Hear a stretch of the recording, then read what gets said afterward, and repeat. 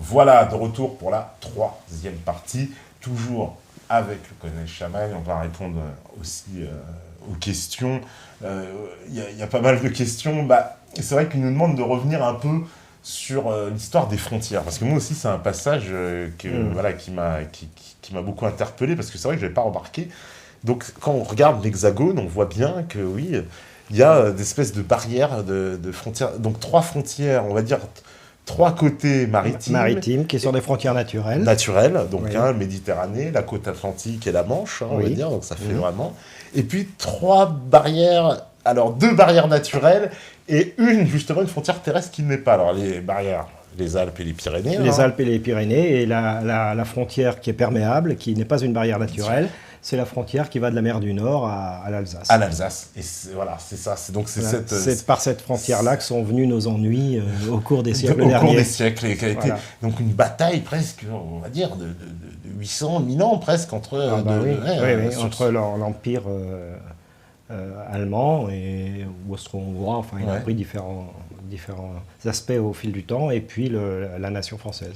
D'où d'ailleurs cette idée ça fera plaisir à nos amis belges, qu'on a créé la Belgique un peu une espèce d'espace tampon, c'est ça, où on dit aussi que c'est les Anglais qui voulaient pas que les Belges soient intégrés à la France, parce qu'en fait on a l'impression que c'est une espèce de zone perméable un peu, c'est ça, entre les deux.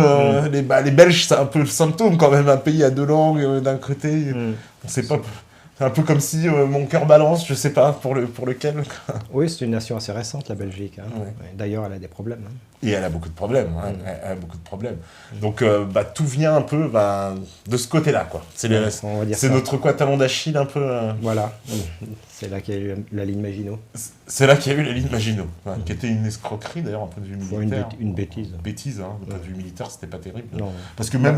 D'ailleurs, l'histoire l'a prouvé. L'histoire l'a prouvé, mais... Vraiment, est-ce qu'il y aurait pu avoir même une efficacité dans cette ligne Maginot? Parce que c'était quoi le principe? Si on plaçait des forces, C'était de reconstituer les tranchées de Verdun, mais en mieux, en bunkerisé, quoi. En bunkerisé. Voilà. Donc on n'avait rien compris à la Nouvelle Guerre, en fait. Voilà. C'est ça, c'était pas du tout adapté. D'ailleurs, on n'a pas évoqué, mais j'aimerais qu'on en reparle un peu, puisque aussi c'est marqué. Ça, c'est quand même un aspect très important. C'est aussi l'aspect militaire. Et que le fait que notre industrie soit passée entre les mains des Allemands, ça s'est pas amélioré depuis. Non, ça continue, puisque à travers EADS, Airbus, les postes importants de commandement sont tenus par des Allemands.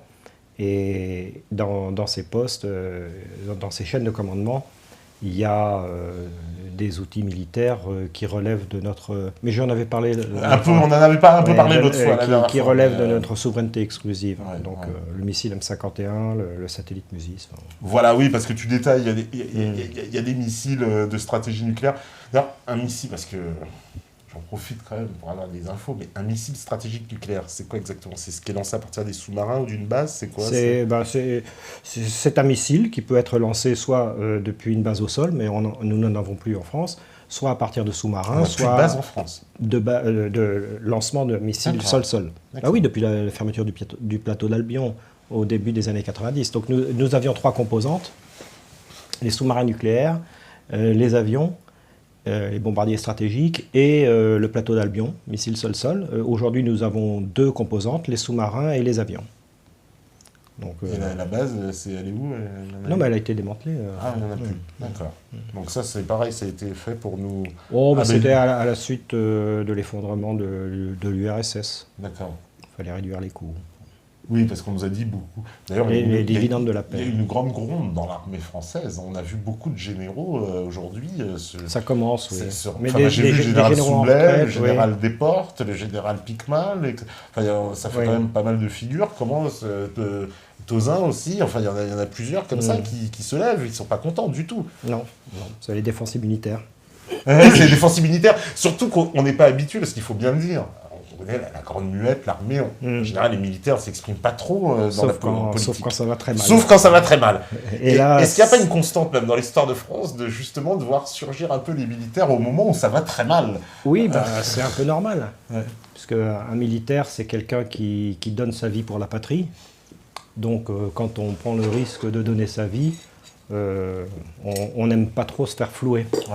Parce que si je reprends l'histoire de France, depuis, allez, on va pas aller trop loin, on va prendre 200 ans, à chaque fois on a l'impression qu'il y a un cycle comme ça. On a connu le cycle du chaos révolutionnaire, puis Napoléon, donc un peu le retour militaire, voilà, un pouvoir fort, autoritaire. Puis à nouveau ça part, hein, hop, on arrive à Napoléon III, j'aimerais ce qu'on dise, voilà, et qui reprend voilà, aussi un pouvoir militaire, puis bon... C'est que ça finit en autre boudin, mais ça finit toujours d'ailleurs un peu en autre boudin pour les pouvoirs militaires. Pas de Gaulle. Voilà, j'allais y venir. Après, bon, j'allais dire Pétain, puis de Gaulle, évidemment.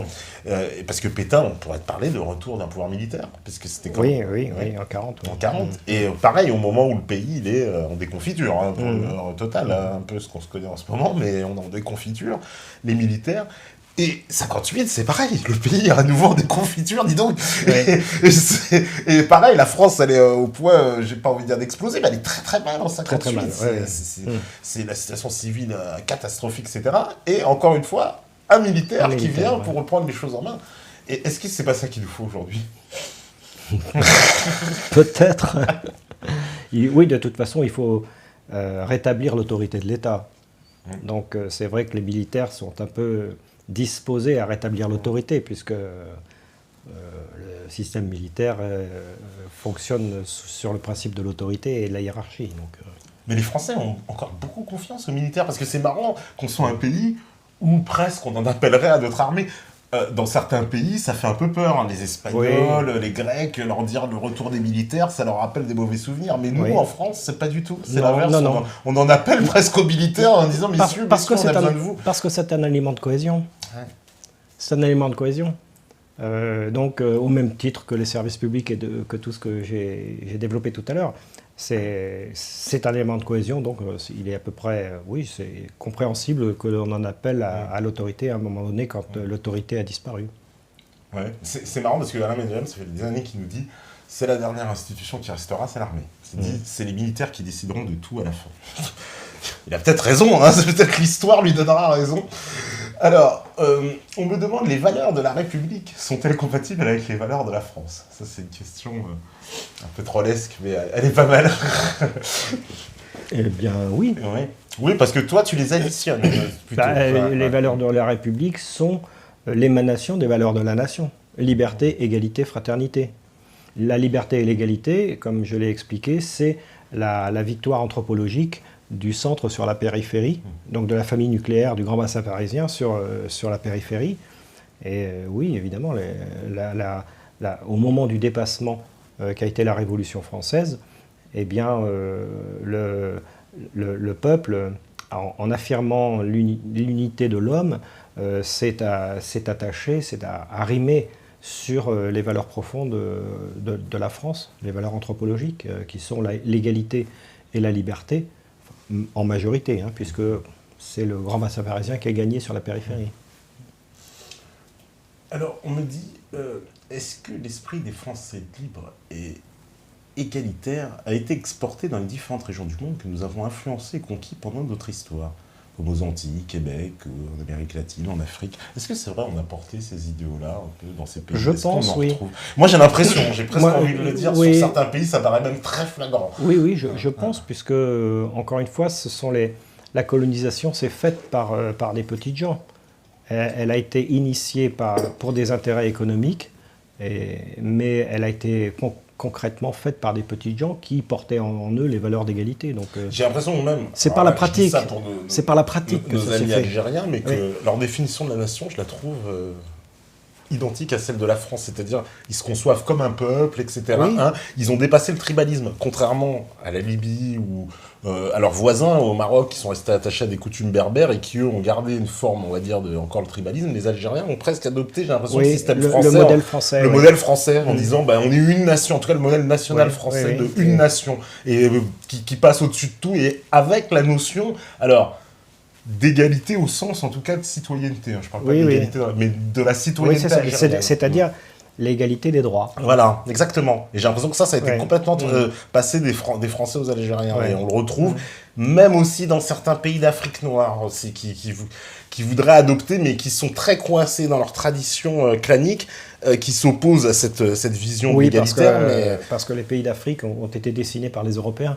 Ils ne correspondent en aucune manière à des réalités ethniques ou linguistiques. Oui, complètement, oui. Des fois, même, ils sont même antagonistes, parce qu'il y a des ethnies qui ne supportaient pas qu'ils se retrouvent dans le même pays. Quand on prend les pays, le Ghana, le Togo et tous ces pays-là, qui sont dessinés selon une géographie nord-sud, alors que les langues sont réparties selon une géographie est-ouest. Donc ça traverse les pays, les langues traversent les pays. Les langues traversent les pays. Et, donc du coup, il ne peut pas y avoir de sentiment national parce qu'on retrouve une ethnie là, l'autre ethnie là-bas, l'autre ethnie là. Je pense qu'il y a quand même un sentiment national. Il suffit de voir la Coupe d'Europe, la Coupe d'Afrique, pardon, de football. Il y a un drapeau, il y a un sentiment national, mais ils ne sont pas sortis.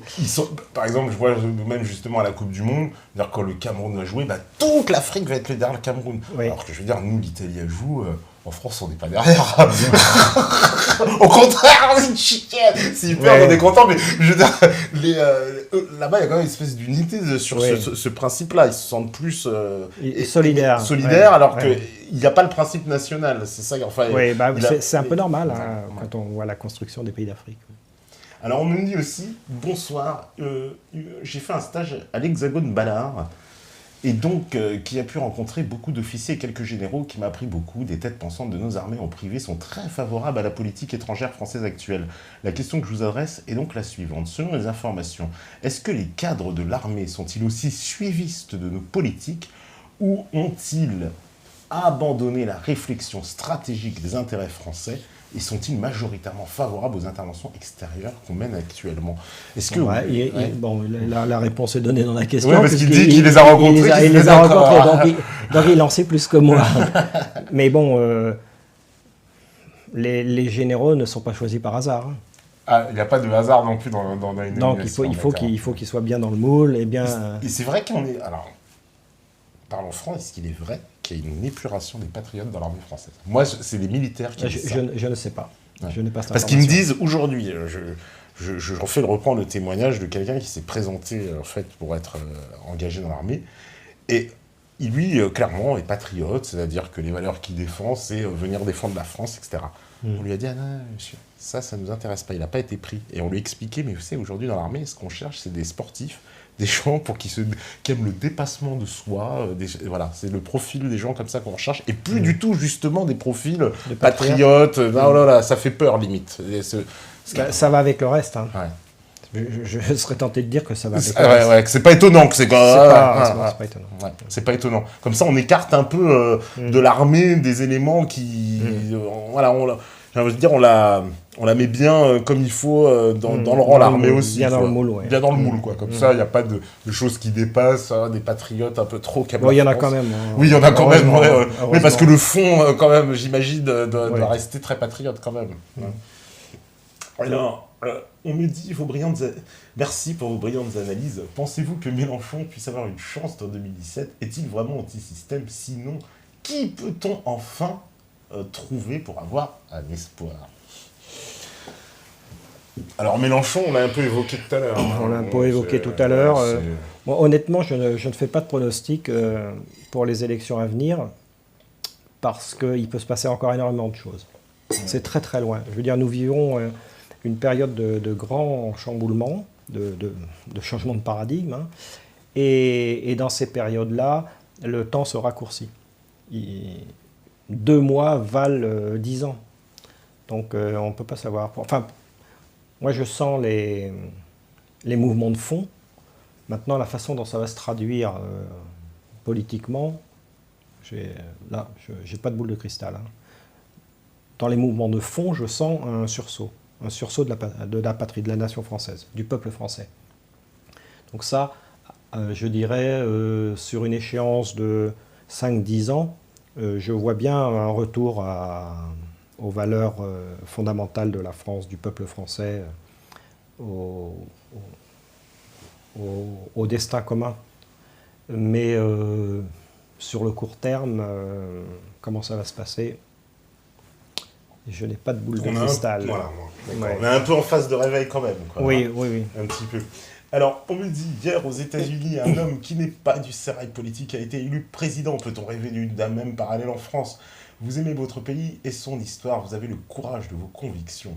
pourriez-vous à l'avenir créer votre propre parti pour le bien-être de notre pays? Alors, il y a quand même quelque chose. Il y a Alors, c'est quoi l'Alliance française libre? C'est un parti? Non, ce n'est pas un parti, c'est une association. C'est une association qui vise à fédérer les patriotes, qu'ils soient des individus, des associations ou même des partis. Moi, je pense qu'on ne peut pas se présenter à la présidence de la République française, compte tenu de l'histoire de France, etc., si l'on est dans un parti politique, si l'on est un partisan. Le chef de l'État en France doit être au service du peuple français tout entier. Il ne doit pas être au service de ses partisans, au service d'une caste ou d'intérêts particuliers. Je suis contre. Je dirais même que c'est antinomique. Ouais. C'est antinomique. Se présenter en étant partisan, se présenter à la fonction suprême en étant partisan, c'est pour moi contradictoire. Oui, les partis politiques... faut être au-dessus. Tu les fustiges un peu. Ouais. En fait, dans un parti, on n'arrivera jamais à changer les choses par un parti politique. Un parti politique, c'est une secte. Pour moi, c'est une secte. Les gens perdent leur liberté de penser. Oui, parce que il y a un dogme dans le parti. Il y a le dogme, mais pour moi, c'est une secte, un parti politique.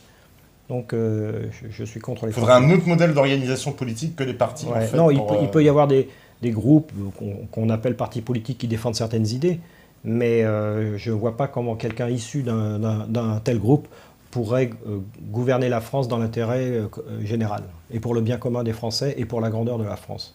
Je ne vois pas ça. Mais comment on peut faire, alors si on ne fait pas des organisations... Parce que moi aussi, je me suis posé souvent la question. Et comment on peut faire pour réunir alors toutes ces volontés? Parce que quand on se réunit, d'accord, dans le biais associatif, mais on n'a pas le poids politique, on sait, on se présentera pas aux élections, etc. Donc, pourquoi pas? Pourquoi pas, ouais. Même dans le cadre associatif, pourquoi pas? Bien sûr, ouais. Pourquoi pas. Il faut réunir, aujourd'hui, le combat à mener, c'est de réunir, ou au moins de connecter ensemble tous ceux qui veulent libérer la France. C'est ça. Alors la façon de le faire, il y a l'émergence du bas vers le haut, mais ça va prendre beaucoup de temps. Il peut y avoir une rupture, quelqu'un qui à un moment donné cristallise l'esprit de la résistance. Et ça se fera spontanément, je pense. On l'attend toujours. Oui. Mais encore...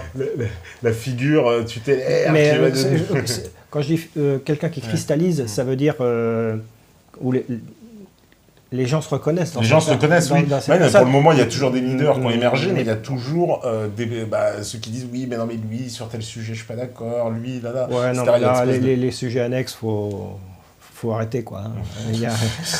Là, aujourd'hui, il faut libérer la patrie, point. Donc, les sujets annexes, on les met de côté, et puis on se consacre à l'essentiel. Et l'essentiel, c'est sortir de l'Union européenne, reprendre notre souveraineté. C'est reprendre notre souveraineté populaire pour nous construire un destin commun. Donc, dans l'intérêt individuel des Français, pour le bien commun des Français, du peuple français, et pour la grandeur de la France. C'est les trois strates. L'intérêt de chacun, le bien commun, la grandeur de la France. Ouais. Oh, mais ça, c'est normal. Alors, on me dit, vous avez précédemment parlé d'un esprit d'union propre à notre territoire qui caractérise le peuple français. Ce peuple a connu tout au long de son histoire des hommes qui ont réussi à rassembler notre pays contre l'oppression venue de l'oligarchie ou de l'extérieur de nos frontières. Clovis, Vercingétorix, Napoléon, De Gaulle. Compte tenu de la situation actuelle vis-à-vis de nos sociétés et des différentes forces en présence, comment voyez-vous le prochain unificateur? On l'a pas, hein, c'est vrai, c'est ça. C'est parce qu'il va devoir sacrément fédérer. Hein. Là, c'est un pur Gaulois, mais parce que là, les tribus, elles sont waouh. C'est vraiment le grand fédérateur. Ce sera le même processus qu'habituellement. C'est la même matrice. Il y a des invariants tout au long de l'histoire de France. Donc le fédérateur, à un moment donné, il sera issu de la même matrice que ses prédécesseurs. Ouais. Maintenant, comment la façon dont il va émerger, ça... Oui, ça, on peut pas le... On peut pas trop spéculer. En tout cas, les choses bougent, hein, les choses Oui. bougent. Hein. Voilà. Qu'est-ce qu'on me dit, Louis, le Trump futur JFK? Ouais, il y en a qui spéculent déjà un peu. Ne pensez-vous pas que le retour aux valeurs de la France ne passerait-il pas par la libéralisation mondiale des peuples contre les forces étatiques? Pour moi, il n'y a pas d'antinomie entre l'État et le peuple. Ouais. Si la Constitution est bien faite, c'est-à-dire que si les responsables politiques sont bien cadrés par une Constitution ferme, ils sont normalement au service du peuple. Normalement. Ils sont au service du bien commun. Donc il n'y a pas d'antinomie entre l'État et le peuple. L'État représente le peuple et travaille à son service et au bien commun. Il n'y a aucune antinomie. Alors, on me dit, dans une situation extrême de tentative de renversement du gouvernement en place par un soulèvement du peuple, peut-on espérer voir l'armée, par le biais de certains officiers, prendre le parti du peuple contre les tenants du pouvoir? Alors ça, c'est une question récurrente. Hein. Je la repose, mais on l'avait déjà posée, en fait, l'autre fois, mais je la repose après tout. Est-ce que ça a changé? Je dis ça parce que depuis, il y a quand même des généraux qui sont sortis encore. Oui. Alors, dans 6 mois, il y en aura encore. Mais à force, ça va quand même faire des ordres, tous ces militaires. La plupart de ces généraux sont en retraite. Hein. Ils sont à la retraite. Ah ben, faut bien le dire. Oui, ils sont à la retraite. Hein. Ou alors retraite forcée, hein, parce que dans le cas de Soubelet, je crois, c'est après son livre, on lui a dit, monsieur, merci, vous allez à la retraite, du coup. Et, donc, est-ce qu'il y a un moyen, parce que, par exemple, une autre question. Les militaires, les gendarmes, les policiers pourraient se poser la question, pourraient mettre en balance leur devoir d'obéissance envers cette caste. C'est la conclusion du livre. C'est la conclusion du livre, c'est vrai, c'est très intéressant. Oui. Pourraient mettre en balance donc leur devoir d'obéissance avec ce que pourrait leur dicter leur conscience d'homme libre au service de la patrie et du peuple français. C'est un vœu. J'espère qu'il ne sera pas pieux. Mais parce qu'en France aussi, autre question que beaucoup de gens se posent à chaque fois. Est-ce que dans le cas d'une insurrection généralisée, là je vais prendre ce terme-là, est-ce que l'armée française, elle pourrait tirer sur le peuple? Oui, ce serait possible. Maintenant, il serait possible qu'elle reçoive l'ordre. Je ne pense pas qu'il y aura une insurrection généralisée. Non, la société française est une société de moins en moins violente. Moi, je vois plutôt une insurrection par les pieds. C'est-à-dire qu'on va à côté du système. Les gens, ça ne nous intéresse plus, on va à côté. Je verrais plutôt un refus du système. Il suffit de cesser d'écouter les dirigeants corrompus et traîtres. Il suffit de cesser de les écouter pour qu'ils ne soient plus rien. Je vois plutôt ce genre de mouvement dans l'état actuel de la société française. Ils continuent à voter Juppé aussi. Pour l'instant, les Français ont encore à manger. Hein. Ouais. Oui, c'est ça. Ouais. Et pourquoi on revient au début. Pourquoi les Américains se sont soulevés dans les urnes? Parce qu'ils n'ont plus rien à bouffer. Parce que nombre d'entre eux n'ont plus rien à bouffer. Plus de 50 millions vivent des food stamps. Donc, et en Angleterre, c'est pareil. La paupérisation de couches entières de la société fait que les gens n'ont plus à bouffer, quoi, ou plus beaucoup. En France, les gens ont encore à manger, donc je ne vois pas une insurrection. Ouais. Parce que ça, maintenant, ça fait pas... Je dis ça, mais l'esprit gaulois fait que c'est toujours possible. Et le plan, le fameux plan qui a été évoqué par Éric Zemmour, le plan rond, c'est une réalité, ça, qui dit que l'armée aura un plan en cas où il y aurait, alors, pour le coup, insurrection, mais dans les banlieues, et de reprise de contrôle du territoire. Par l'armée, hein, je dis bien, on ne parle pas des flics. Oui, ça fait... ça fait partie des plans qu'on peut envisager. Ah, l'armée, elle envisage tous les types de scénarios. Oui. C'est la planification, on planifie... dans les états-majors, on planifie tout type de scénario, et puis on se dit, qu'est-ce qu'on ferait dans tel type. Bon, ça reste... ça reste une éventualité, donc c'est normal. C'est normal de planifier. Hein. Parce que quand il a appris ça, ils étaient choqués, tout le monde était choqué, se disant sa chaise, ah bon, il y a des plans à l'armée. On planifie en fonction des possibilités. D'accord. Donc, ils envisagent quand même cette possibilité pour pouvoir le faire. Oui, ça veut dire que la possibilité est envisagée. Oui, ça me paraît... Normal, d'accord. Bon, bah, au moins, les choses sont claires. Non, parce que des gens sautent sur le en disant c'est impossible, c'est pas. Non, ouais, la planification, c'est la planification. Hein. D'accord. Bon, bah, ok. Donc voilà, pour ceux qui doutaient que ça pouvait Il suffit que l'ordre tombe de haut pour dire planifier tel type de situation. Planifier une réponse à tel type de situation. Et puis les militaires planifient. Ok, voilà. Bon, bah voilà. Bon, bah, au moins, les choses sont claires. Alors, on me dit, ne pensez-vous pas qu'au retour aux valeurs de la France ne passerait-il pas par là... Ah non, celle-là, je l'ai déjà lu, pardon. Que pensez-vous du royalisme pour notre époque parce qu'il y en a plusieurs qui posent ça, qui disent, est-ce que le royalisme, il aura une place dans notre époque? Est-ce que c'est dépassé ou finalement, il a le droit comme les autres et que c'est... Oui, je pense que c'est un peu dépassé. Il a fait son temps, il faut passer à autre chose. Je veux dire, la monarchie a été remplacée par la République. Enfin, on va dire, le pouvoir monarchique a été remplacé par le pouvoir capitaliste bourgeois. Certains diraient la République. Hein. Oui, mais parce que le président, c'est presque un monarque élu. Oui. Enfin, plus vraiment. Hein, la constitution de la 5e République. Il n'y a plus que les oripeaux, mais il n'y a plus que les oripeaux. Mais je pense qu'il va falloir passer à autre chose. C'est l'évolution de l'humanité. Je ne pense pas que dans le long terme de l'évolution de l'humanité, il y ait un retour à la monarchie en France. Je ne vois pas ça. Pourtant, oui, parce que c'est le grand souhait quand même des monarchistes, c'est de penser que la France, il y aura le retour du roi. D'ailleurs, toute la mythologie du retour du roi, il y en a qui pensent que c'est la France. De toute façon, il faut un État fort. C'est vrai que la monarchie incarne un État central fort, mais il y a d'autres... La France, de toute façon, a besoin d'un État fort et centralisé pour être la France. Mais ça peut se faire différemment.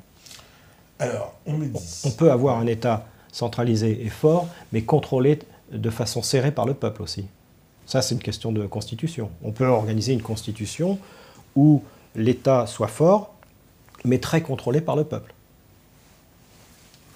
Alors, on me dit, Monsieur Charlemagne, vos vœux sont proches pour notre pays de Monsieur Asselineau qui a choisi le combat politique. Pour le moment, hors du règne médiatique, malgré la création de son parti, qui pour le moment reste proche de l'anecdotique, il reste cantonné à un certain public restreint. Que pensez-vous de cette expérience avec M. Asselineau? Parce qu'ils posent tous la question. Je suis bien obligé de la poser parce qu'ils vont croire que je dévince. Oui, oui, c'est un mouvement... il fait de bonnes analyses. Hein. François Asselineau fait des analyses relativement bonnes. Hein. Et maintenant, je n'y crois pas beaucoup. Pour une raison, c'est que il est seul. Pour gouverner, il faut une équipe. Si on veut redresser la France, il faut une équipe, il faut au moins une centaine de personnes très compétentes dans tous les domaines pour prendre le taureau par les cornes. On ne peut pas, en étant un homme seul, à la tête d'un parti... Est-ce qu'il n'est pas seul parce que, je fais un avocat du diable, parce qu'on n'ouvre pas les portes des médias? C'est ce qu'il dit tout le temps, mais c'est non, mais déjà au sein de son parti. Au sein de son parti. Il n'y a pas de place pour les autres, quoi. Donc, oui. Je ne vois pas comment... Non, il faut s'appuyer sur... C'est une équipe qui peut gagner. Oui, bien sûr, on ne travaille pas tout seul. Je veux dire, un homme, il va transcender toute l'équipe, mais un homme, il dirige, c'est-à-dire qu'il définit les priorités, il affecte les ressources en fonction des priorités, mais il ne fait pas tout lui-même. Un chef ne fait pas tout lui-même.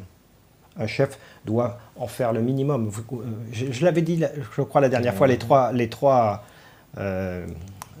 préceptes du chef par Foch. Ah, ben, faudra les rappeler, c'était intéressant, oui. Ne rien faire, tout faire faire, ne rien laisser faire. Ne rien faire soi-même. Déléguer, donner des ordres, donner des directives, déléguer, contrôler. Ne rien laisser faire. C'est pas si facile. Hein. Un chef ne fait pas tout seul. Il fait pas le boulot de secrétaire. Ni le boulot de chef d'état-major. Ouais. Normalement, sous un chef, il y a un chef d'état-major. qui lui organise le travail de l'état-major, des gens qui travaillent. Bon, je prends les termes militaires, mais ça s'appelle un on peut les retranscrire, on peut les retranscrire dans toute organisation, que ce soit une grosse entreprise ou un État. Mais le chef, lui, il donne les orientations, et il n'est pas seul pour donner les orientations, il consulte. Donc il y a déjà une équipe autour du chef. Et ensuite, il y a la mise en œuvre, avec un chef d'état-major qui, lui, donne le travail aux différents ministères et contrôle. Et s'assure de la cohérence de l'ensemble. Donc il faut une équipe, une grosse équipe, de gens bien choisis, compétents, honnêtes et patriotes. C'est les 3 critères, hein. La compétence, l'honnêteté et le patriotisme, si on veut redresser la France. Et il en faut une centaine. Avec une équipe de 100 personnes, on peut redresser la France. Ouais, ça nous donnera ça nous donne de l'espoir. Alors, on me dit une solution pour désengorger et réorganiser les prisons françaises. Ouais, bon, on peut pas vraiment évoquer ce sujet-là, des prisons, mais peut-être une idée, les prisons, non. Peut-être qu'il faut en construire plus, non, simplement. Parce qu'on sait qu'il y a un manque de place. Donc déjà, il faut... il est vrai que c'est un sujet important, parce que l'état d'une société se mesure à sa politique pénale, comme ça. À sa politique pénale, ouais. Donc c'est... Ah bah alors là, on est mal, parce que la France, on est classé le pire pays d'Europe, je crois, pour la détention pénale. Et le pays qui nous bat le record après nous, c'est la Moldavie. Hein. On est tranquille. Oui, il faut, je pense que la politique pénale doit être revue, je dirais de fond en comble. On met en prison des gens peut-être qui ne devraient pas y être. Et il y en a qui n'y vont pas. Les petits délinquants, et il y en a qui devraient y être et qui n'y vont pas. En particulier les petits délinquants. La petite délinquance, je ne suis pas certain que la prison soit la bonne solution pour la petite délinquance. Oui, mais les gens s'en plaignent. Et ils se plaignent justement, ils ont l'impression que tous ces gens-là, ils sont un peu une espèce d'immunité. Parce que la petite délinquance, ça pourrit la vie quand même. Oui, mais je ne suis pas certain que la prison soit la bonne solution. Il faut les remettre au travail. Au bagne ? Au travail. Ah. Moi, je dis pas le bagne. Non, mais moi, je suis pas contre. Parce qu'une fois, on avait suggéré ça, en réouverture des bagnes et tout. Non, il y a une formation à faire. Une formation morale, physique. Pas, mais ça dépend. Ou alors l'armée. On m'avait suggéré, on m'avait dit, les mecs qui foutent la merde, on leur dit c'est chouin, tu vas 6 mois en tôle ou alors tu vas faire 6 mois de service. Ça peut être... Oui, enfin bon. Puis avec des légionnaires bien méchants, le mec, il va lui dire ici on dit pas wesh. Bon. Je vais pas donner une solution comme ça, mais bon, il faut penser le problème globalement. En tout cas, oui, il faut faire la différence entre la petite délinquance. Moi, j'ai assisté à des comparutions immédiates. Bon, c'est lamentable. C'est une justice d'exception qui envoie les gens en tôle pour n'importe quoi. C'est très critiqué la comparution immédiate, effectivement, non, parce que ça ne permet pas d'aller au fond des affaires des fois. Et puis là, puisqu'on parle des prisons, il faut parler de la justice. Ouais. Le système judiciaire a été démantelé depuis Sarkozy, a été attaqué depuis Sarkozy. Il faut redonner des moyens à la justice. Mais on a l'impression que les juges aussi, ils ont une manque. Alors Hollande les a traités de lâches dans son livre, je reprends le propos d'Hollande. Et si on parle de la justice, il faut parler de la séparation des pouvoirs et de l'équilibre des pouvoirs. Donc ça veut dire qu'il faut que la justice soit indépendante du pouvoir exécutif et du pouvoir législatif, mais aussi qu'elle soit contrôlée par le peuple. Il faut que les 3 pouvoirs soient contrôlés par le peuple. Donc ça veut dire qu'il faut penser une constitution qui établissent une séparation et un équilibre des pouvoirs, c'est-à-dire que chaque pouvoir doit pouvoir se contrôler les 2 autres et être contrôlé par les 2 autres, et en même temps contrôlé par le peuple. Je verrais assez bien des assemblées de citoyens tirés au sort qui contrôlent les pouvoirs. Qui contrôlent les pouvoirs, par exemple dans la justice, c'est parfaisement faisable, parce que ça existait un peu déjà quelque part avec les jurys d'assises, on pourrait étendre ça un peu plus. Mais bon, là c'est un vaste programme. En tout cas, des pistes à chercher. Alors, on me dit, Quel est votre avis concernant la création par le gouvernement socialiste du fichier rassemblant 60 millions de Français qui suscite de vives inquiétudes et qui contiendra des données biométriques? Oui, c'est un sujet qui fait scandale en ce moment. Donc, on parle de prendre absolument toutes les infos détenues dans les cartes d'identité, les passeports, c'est ça, tous les papiers officiels. On va tout réunir dans un fichier. Alors, pour le moment, je crois que tout était séparé justement par sécurité. Et là, on va tout mettre dans un fichier. C'est quoi? C'est un ordre de la CIA? Qu'est-ce qu'il leur prend de faire ça? C'est pas utile en plus. C'est 1984. C'est George Orwell. C'est George Orwell, là. On est tous fichés, là, et puis on se cache plus. Maintenant, on va tout mettre dans un seul fichier, quoi. Parce qu'avant, c'était quand même compliqué, il y avait plusieurs fichiers, là. Bon, bah là, faut lire 1984 est le meilleur des mondes, et puis on a le programme politique le qui est en programme, train de s'appliquer, là. Voilà. D'accord. Ouais, parce que c'est un sujet qui fait très très peur quand même. On se dit demain. Ouais, à juste titre. Ah, à juste titre. Parce qu'en plus, données qui seront, quoi qu'il arrive, mais piratables. En plus, c'est fou de mettre ça à disposition. Alors qu'on a l'heure du grand hacker partout. Enfin bon, on va mettre ça. On va voir Julian Assange qui va. Ah, bientôt, qui va nous dire, là, voilà. J'ai tous les trucs de l'État français, on va être mal. On me dit en cas d'insurrection civile, car l'armée n'est plus en capacité de reprendre le pouvoir, sinon elle l'aurait déjà fait depuis longtemps. Quelles armées seraient présentes en soutien à l'armée française? OTAN, Tsahal, qui semblent former nos armées ces derniers temps. Oui, parce que c'est vrai qu'on a vu que l'armée israélienne il y avait beaucoup d'officiers qui étaient formés avec des Israéliens. Donc, et c'est arrivé aussi pour les directeurs de la sûreté départementale qui partaient en Israël faire des stages. Et donc ils demandent, c'est vrai que, est-ce que nous, notre armée, parce que des fois on se demande, est-ce que l'état des forces françaises, elle est que, voilà, c'est pour ça que j'ai évoqué tout à l'heure, en fait, cette situation d'insurrection, mais dans cette situation-là, est-ce qu'on a vraiment les moyens d'intervenir? Parce qu'on a l'impression qu'on a un état qui est tellement faible qu'il serait dépassé par une situation comme ça.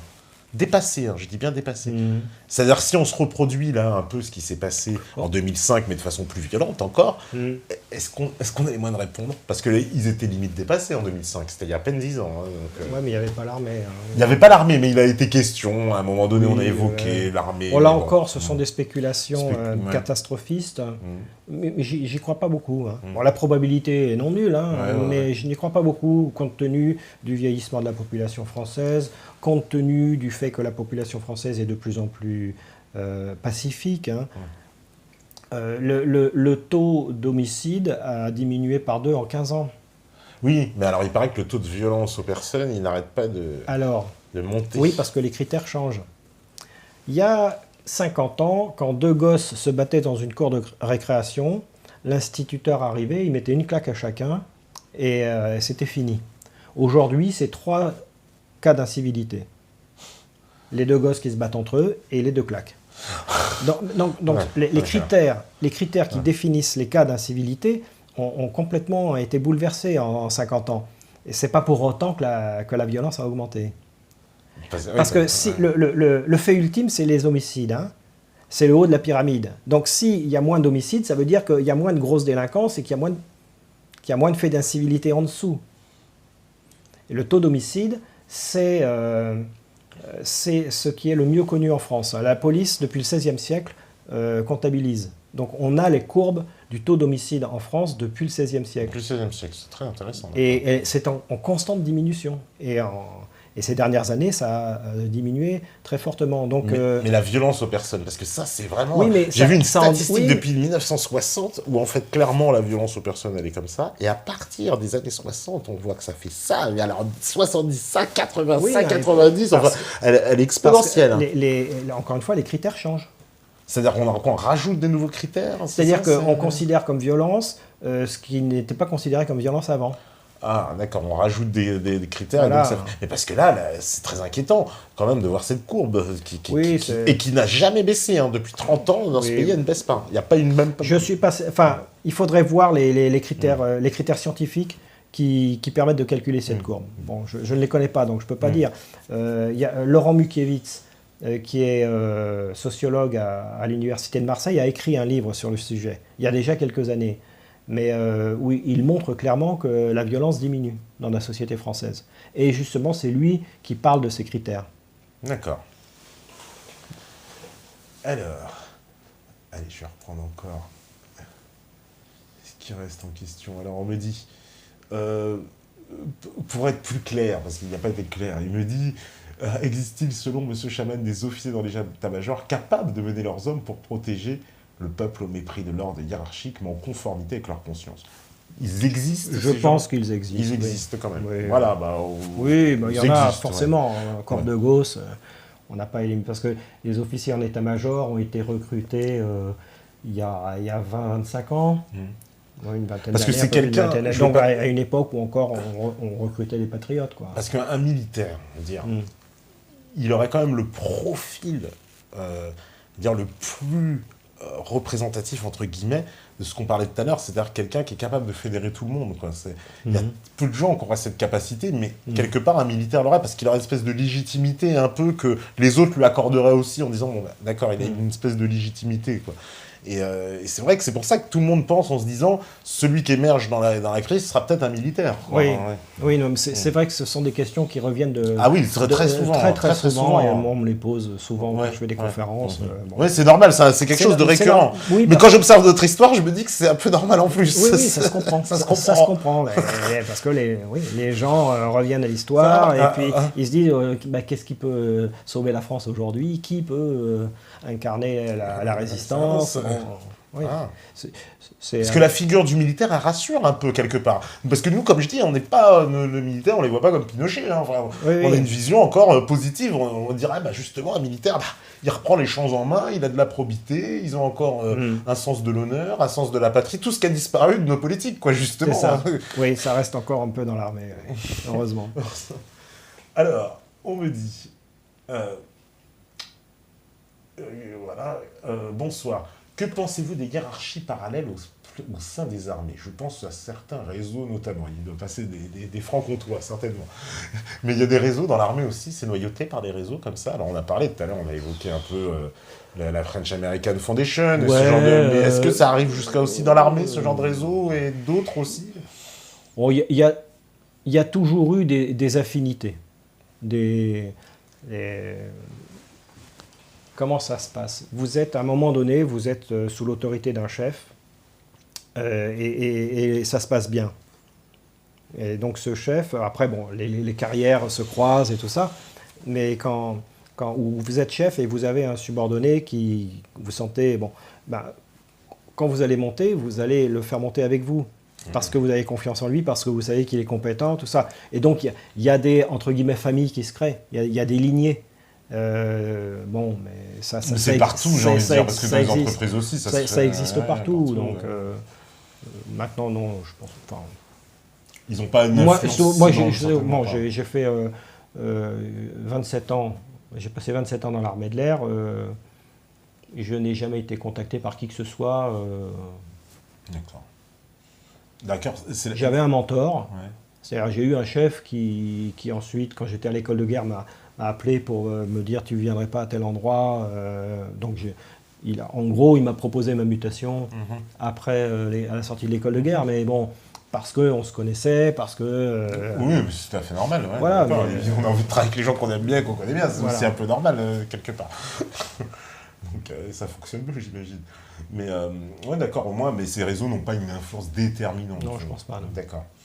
Alors, nous pourrions faire une révolution, mais nous vivons dans un monde globalisé. À quoi bon faire une révolution si, au nom du fascisme, l'Union européenne et son suzerain des États-Unis, des armées coalisées, se mettent à attaquer les révolutionnaires? Ne faudrait-il pas un réseau nationaliste européen afin de coordonner les révolutions, ce qui est de l'ordre de l'impossible? Je me pose la question. Non, je pense pas. Non. C'est un scénario que je juge très improbable. Parce que ça, on nous le dit à chaque fois. Il y a plein de gens qui disent oui, sur ça, ils vont nous envoyer l'armée, ils vont là. Non. Même les Eurogendorf, là, Eurogen Force, les fameuses forces coalisées de gendarmerie européenne. Ça ne représente pas grand monde. Ils sont pas assez nombreux. Et puis si on reprend le pouvoir chez nous, on leur dira, messieurs, on leur dira, on a la dissuasion nucléaire. Hein. Puis s'ils veulent nous envoyer, là, pour le coup, on peut les shooter. Donc vous calmez, quoi. Non, c'est pas... Non, ce sera pas... Alors, il y aura des... Moi, je vois plus une attaque financière ou ce genre de choses. Et attaque Stay Behind, comme ils ont fait. Parce que ça, on sait que ça existe, les armées de l'OTAN, les réseaux Gladio. Oui, il y aura certainement... C'est-à-dire des attaques terroristes sous faux drapeau. Des attaques sous faux drapeau, ce genre de truc. Mais Par contre, si on a un gouvernement, on va dire... justement résistant, il osera quand même dénoncer ça de façon claire. Par exemple, s'il arrive à établir la responsabilité d'une attaque sous faux drapeau, parce que c'est quand même Ah bah normalement oui. Ouais. Oui, normalement oui. Parce que Un gouvernement résistant, il doit dire les choses. Il doit dire les choses. Bien sûr. Ouais. Parce que là, à l'heure actuelle, par exemple, poser une question claire. Est-ce que les institutions françaises, là, si elles découvrent justement une attaque sous faux drapeau, ils nous en informeront pas du tout? Ils garderont ça pour eux? Aujourd'hui? Ouais. Bah, c'est évident. Ouais. C'est évident. Ouais. C'est-à-dire on pourra avoir toutes les preuves qui garderont ça pour eux. Ouais, on aura toutes les preuves, mais ça c'est évident. Ouais.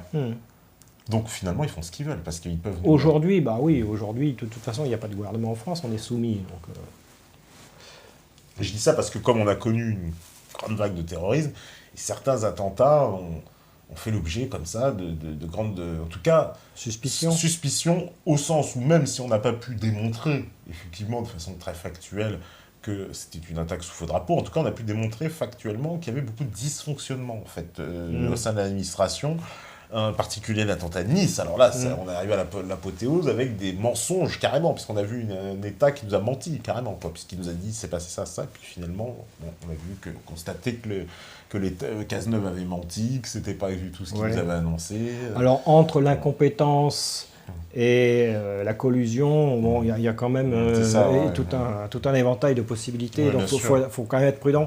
Il y a des faits, il y a des preuves. Hein. Ouais. Voilà. En tout cas, il y a un truc, c'est qu'il a menti sur pas mal d'éléments. Voilà, il a menti. Maintenant, la vérité. Maintenant, ouais. Alors, on me dit, la France a-t-elle besoin d'un ennemi commun pour se rassembler? Elle a l'ennemi commun. Non, mais... Oui, enfin, c'est pas tant un ennemi commun, c'est une situation. Ouais. Nous sommes dans une situation catastrophique, il faut se rassembler maintenant. L'ennemi commun, bah, c'est Bruxelles, hein, c'est l'Union européenne, c'est le dictateur. Donc, il est là. Il est là déjà. Il est là déjà depuis longtemps. Alors, on me dit... Tiens, en revanche, la France a besoin que les Français en prennent conscience. Ouais. Plutôt. Si tous les Français prennent conscience de la situation, c'est-à-dire de qui nous dicte nos lois et de qui gouverne la France, à ce moment-là, il y aura un facteur de rassemblement. Parce que l'ennemi commun existe déjà. J'ai une question de Maître Paris. Je l'avais vu. Ah, elle a disparu. Bah non, alors, tiens, c'est marrant. Bah, qu'est-ce qui s'est passé? Je ne vois plus la question. Alors, ouais, c'est bizarre, parce qu'elle était là en plus. Bon. On me dit... allez, encore les dernières questions. Pour être... comment dire? Oui, alors ça, cette question, allez, je la pose pour une fois. Question complètement conspirationniste, mais un débat qui occupe Internet. Ils parlent tous de Terre plate. Alors, comme tu as été pilote... De Terre plate? De Terre plate, oui. C'est un sujet qui enflamme Non, mais qu'est-ce que c'est que ces conneries? Mais je suis super sérieux. Ils n'arrêtent pas d'en parler. C'est un sujet où les gens se déchirent parce qu'ils pensent qu'il y a un gros mensonge d'État qui nous dit que la Terre est ronde, mais qu'elle serait plate. Alors... Et qu'il y a un complot qui vise tous les pilotes d'avion. Et que les pilotes sont dans le coup. Alors, je suis obligé de te poser la question comme ça. Les choses... Non, mais faut alors, que ceux qui pensent que la Terre est plate retournent à l'école, apprennent les lois de la physique, et voilà. Comme ça, ils seront contents. Ouais. Ils seront contents de l'apprendre parce que... Non, ça, c'est vraiment n'importe quoi. Alors... Une dernière question. Est-ce que l'administration française travaille sous Windows? Parce que c'est vrai que ça a fait les armées qui travaillent chez Microsoft, ça fait scandale. Oui. Parce que même d'ailleurs, l'armée américaine, elle utilise Linux, mais bon. Ouais. Bon, de toute façon, c'est Bill Gates qui est derrière Linux aussi. Hein, donc, oui, je crois que l'armée, utilise... il y a eu des contrats signés récemment. Hein. Ah, d'accord. Il y avait Pas récemment. Non, il y a déjà plus d'une année, je crois. Il y avait une question, justement, de Maître Paris qui disait qu'il souhaitait lui mettre toutes les actions, tous les moyens pour éliminer la franc-maçonnerie. Mais j'ai pas lu la suite de la question, alors c'est dommage s'il pouvait la reposer. Mais bon. Non, éliminer la franc-maçonnerie, c'est pas une priorité, c'est pas indispensable. Ouais. Parce que lui, il pense que ça joue beaucoup dans la justice. Non, mais s'il y a un contrôle du peuple, encore une fois, on ne peut pas empêcher des réseaux de se constituer. Mais c'est humain que des réseaux se constituent, des réseaux d'amitié, des réseaux d'affinité, c'est humain. En revanche, on peut mettre un contrôle populaire sous les institutions pour faire en sorte que l'intérêt commun prime toujours sur les intérêts particuliers. Et sanctionner. Moi, je suis plutôt pour sanctionner très lourdement les fonctionnaires et les élus qui mettraient un intérêt particulier devant l'intérêt général. Et là, on règle le problème. Mais lourdement, je veux dire. Hein. C'est-à-dire, un élu qui est pris dans ce cas-là, eh bien, il est inéligible à vie. À vie. Un fonctionnaire perd ses droits. Enfin, je veux dire, là, moi, je suis pour des sanctions très fortes, parce que le rôle du fonctionnaire, le rôle de l'élu, c'est de travailler au bien commun. Donc, s'il a été élu, qu'il se fait prendre mettre la main une grosse épée de Damoclès. Ouais. Il ne faut pas qu'il se fasse prendre la main dans le pot de confiture, si j'ose dire. Exactement. Voilà. Allez, les dernières. On me dit, pensez-vous qu'il y a un État dans l'État, mais qui veille aux intérêts de la France? Mais qui quoi? Qui veille aux intérêts de la France. Un État dans l'État qui veille... Mais est-ce qu'il y a un État... Un réseau dans l'État dans l'État qui... Ouais. Je ne sais pas. Ouais. Peut-être. Mais on pourrait avoir les notions d'État profond, comme aux États-Unis, en France. On pourrait dire qu'il y a un État profond aussi en France, peut-être, non? C'est-à-dire qu'aujourd'hui, la France est gouvernée de l'étranger. Donc, il y a peut-être des réseaux de résistance à l'intérieur de la fonction publique, je ne sais pas. Ça, j'ignore. Hein. La probabilité est non nulle. D'accord. Eh bien, allez, les dernières. D'accord, on me dit oui, ils sont capables de faire des fausses affaires. Allez, on me dit, est-ce que la démocratie n'est pas un système politique qui est trop facilement corruptible? Tiens, ça, c'est une question intéressante. Ça dépend comment on l'organise. C'est toujours pareil. À mon sens, la démocratie n'a jamais existé. Le gouvernement du peuple, par le peuple, pour le peuple, ça n'a jamais existé. Il faut le mettre en place. On a fait des essais, plus ou moins réussis, mais ça n'a jamais existé. Ouais, ça n'a pas été des réussites. Le peuple n'a jamais gouverné pour le peuple. Donc il faut l'organiser. Allez, dernière question, on me demande où est-ce qu'on trouve le livre. Ça tombe bien. Alors, où est-ce qu'on trouve le livre? Eh bien, on peut le commander en librairie. Voilà. Ou on peut le commander ou à la FNAC. Je crois que la FNAC, on a fait une petite provision. Donc, sur fnac.com, on peut le commander, ou sur Décitre, qui est un autre diffuseur. Et puis sinon, en librairie, mais là, vous attendrez un peu plus. Quoi, ouais, d'accord, ouais. Mais ça se commande. Hein. Le titre, c'est « Relève-toi ». Voilà. Puisque vous me demandiez le titre, qu'il y en a qui n'arrivent pas à lire, « Relève-toi ». Voilà. Merci beaucoup, Régis. Merci d'être venu. Merci à toi de m'avoir invité. Grand plaisir. Et la porte reste ouverte, vraiment. Et j'espère bien que nous aussi, on arrivera tous à se le relever ensemble. Hein, voilà. Ouais, c'est ce que je nous souhaite, oui. Merci à la régie, merci aux modérateurs, merci aux métanotes, les vrais, ceux qui sont connectés. Et puis on se verra certainement vendredi, normalement. On va essayer de voir si normalement on se revoit. Mais normalement, si tout va bien, c'est Lucien Jeunesse qui disait à demain. Si vous le voulez bien. Si vous le voulez bien, vendredi, si vous le voulez bien, forcément, si vous écoutez ce message, c'est que vous êtes la résistance. Ciao tout le monde.